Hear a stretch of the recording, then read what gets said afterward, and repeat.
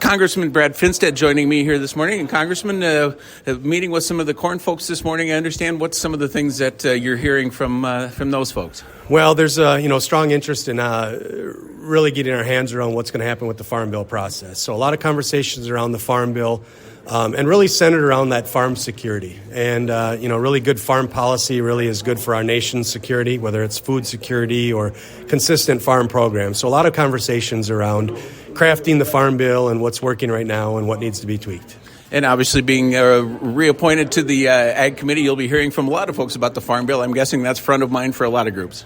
Yeah, that's right. And I've been very clear from the get-go that we need to make sure this next Farm Bill is written by the farmers for farmers, by rural America for rural America, not by Washington, D.C. for Washington, D.C. So in order to do that, we need to be out and about. So events like today have been really good for me to, use what God gave me in the right proportions, 2 ears versus my one mouth. So a lot of listening. And obviously there's a lot of new folks in Congress, a lot of folks who aren't necessarily familiar with agriculture. I guess what are some of the challenges when it comes to trying to make good agriculture legislation when perhaps the folks who are involved in agriculture are definitely in the minority? Well, one of the things that we have to make sure that we continue to do, and it can be monotonous at times, but we have to make sure we keep telling our story.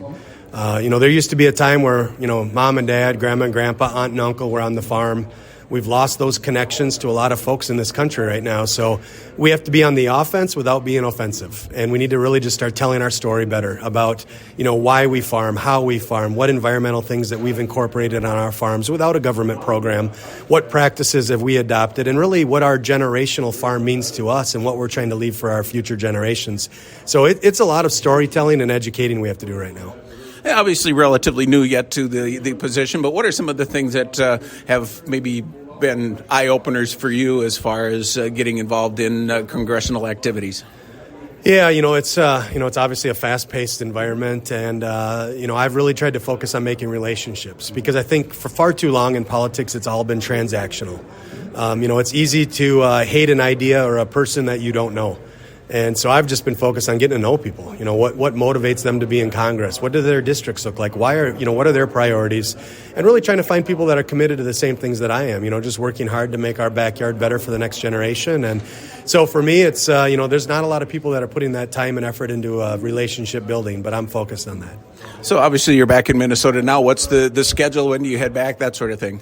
Yeah, so I head back next week, Tuesday. Every day now that I'm in the district here, I tell people I live in Minnesota. I don't live in D.C. I work in D.C. I live in Minnesota. So, living my life. Going to go to a basketball game tonight that my kids are in. And today now we're taking a few different meetings and tours with ag leaders. We're going to be touring the college and in Mankato and then also a hospital in Blue Earth. So, again, just really focus on listening and being accessible. Awesome. Well, I appreciate your time and best of luck there in Washington. Yeah, thank you so much.